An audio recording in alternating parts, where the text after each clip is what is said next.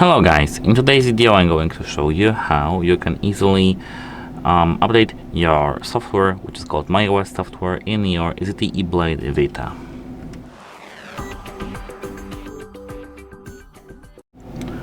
Once we are here, we need to go to the settings and scroll all the way down to the system and update.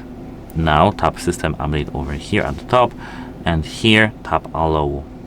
I have no idea why our system require us to have the calls permission, but let's give it.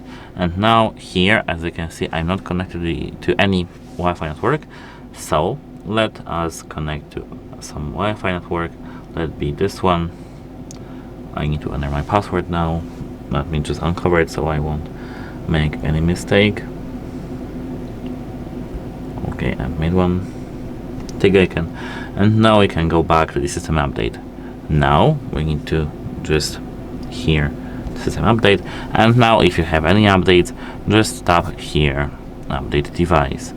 And now you need to just follow the on-screen instructions, which is mostly don't power off your device, don't just undo anything, and wait until the software update is done.